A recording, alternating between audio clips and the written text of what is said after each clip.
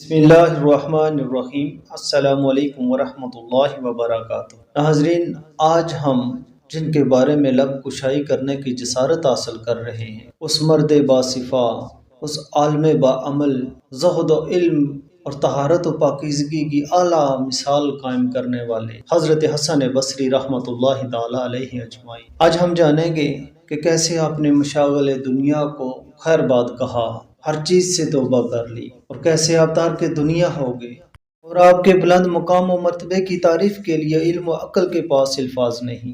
اس بات کا اندازہ اس طرح لگایا جا سکتا ہے کہ جو شیر خوارگی کے عالم میں، جس کی پرورش حضور علیہ الصلوۃ والسلام کے حجرہ مبارک میں ہو، اور حضرت ام سلمہ رضی اللہ تعالی عنہا آپ جس کو اپنا دودھ پلاتی رہی، اور جس نے حضور علیہ الصلوۃ والسلام کے کوزہ مبارک سے پانی پیا ہو، اس انسان کا مقام و مرتبہ کیا ہوگا۔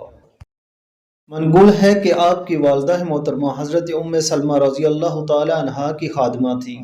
جب کبھی آپ کی والدہ محترمہ حضور علیہ الصلوۃ والسلام کے گھر کے کاموں میں مصروف ہوتیں اور آپ زبانہ شیر خوارگی میں بھوک کی وجہ سے روتے، تو حضرت ام سلمہ رضی اللہ تعالی عنہا آپ کو اپنا دودھ پلاتی۔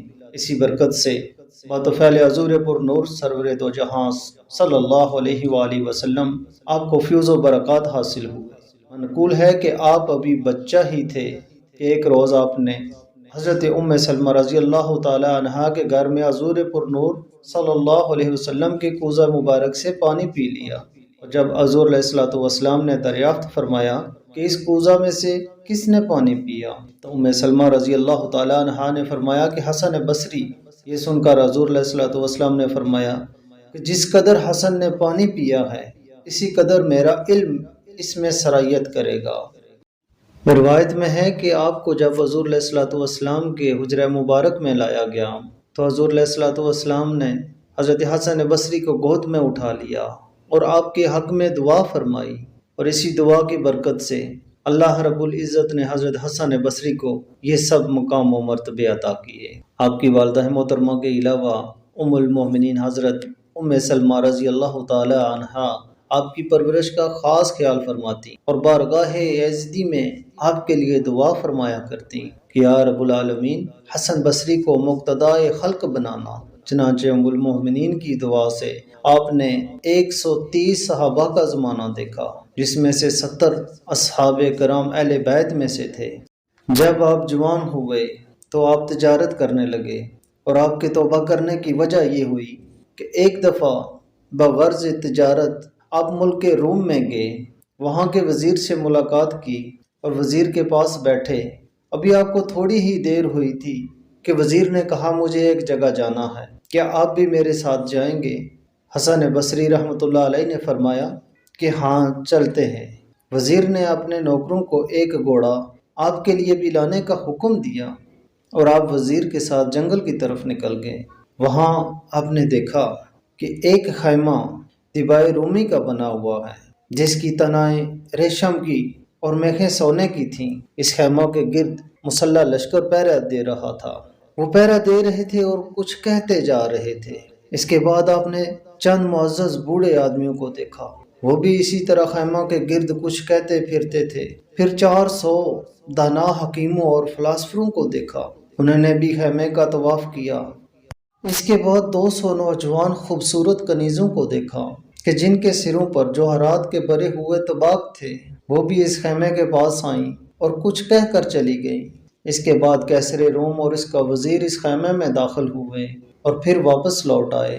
آپ یہ سب کچھ دیکھ کر حیران ہوئے، دل میں سوچتے تھے کہ یہ کیا معاملہ ہے۔ آخر رہا نہ گیا تو وزیر سے پوچھا کہ یہ سب کیا معاملہ ہے؟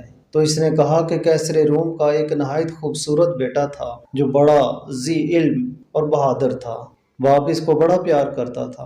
ایک روز وہ بیمار ہو گیا۔ بڑے بڑے حاذق طبیبوں نے اس کا علاج کیا، لیکن وہ اچھا نہ ہو سکا۔ آخر وہ ایک روز مر گیا۔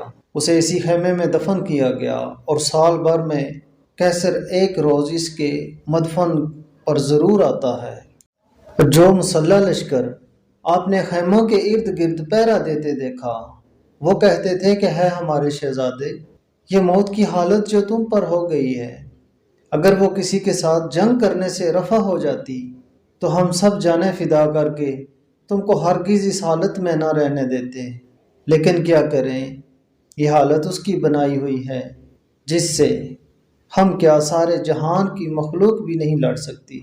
اور جو آپ نے معزز بزرگ دیکھے وہ کہتے ہیں کہ اگر ہماری دعائیں اور ریاضتیں تمہاری اس حالت کو بدل سکیں تو ہم حاضر ہیں، لیکن یہ حالت وہ ہے کہ جسے دعا اور ریاضت و عبادت سے بھی نہیں ہٹا سکتے۔ اور جو آپ نے دانا، حکیم و فلاسفر دیکھے ہیں وہ کہتے ہیں کہ اگر عقل مندی و دانائی سے تم موت کے چنگل سے بچ سکتے تو ہم حاضر ہیں، لیکن موت کے سامنے عقل و دانائی کی کچھ حقیقت نہیں۔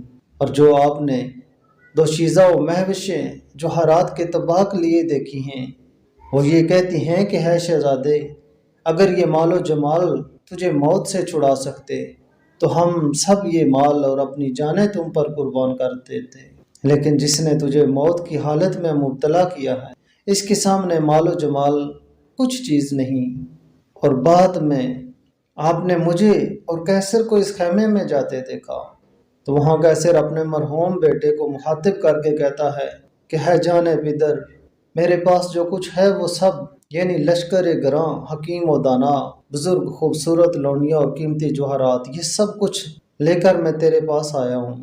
اگر میرے اور تیرے اس مقدور سے تیرا یہ حادثہ موت رفع ہو جاتا تو میں اپنا آپ اور یہ سب کچھ قربان کر دیتا، لیکن میں کیا کروں، مجبور ہوں کہ یہ جس نے تجھے اس حادثہ میں مبتلا کیا ہے اسے کسی چیز کی حاجت نہیں، ہر چیز تو اسی کی ہے، اسی کے قبضہ قدرت میں ہے، اور پھر وہ اس کو آئندہ کے لیے آخری سلام کہہ کر واپس ہو جاتا ہے۔ جناب حسن بصری رحمۃ اللہ علیہ نے یہ واقعہ اور حال سنا تو دل پر رکت طاری ہو گئی۔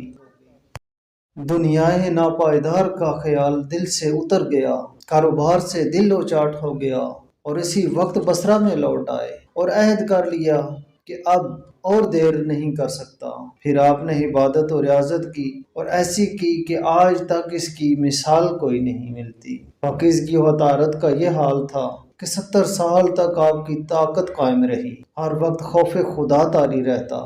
حسن بصری آپ نے وہ مقام پایا، وہ خلوت نشینی اختیار کی کہ سب پر فوقیت حاصل کر لی۔ جب ایک مجمع میں کسی شخص نے پوچھا کہ حسن بصری ہم سب سے بہتر اور بزرگ کیوں ہیں، تب ایک بزرگ نے جواب دیا کہ تمام لوگوں کو آپ کے علم کی ضرورت ہے، مگر آپ سوائے اللہ تبارک تعالیٰ کے کسی چیز کے محتاج نہیں۔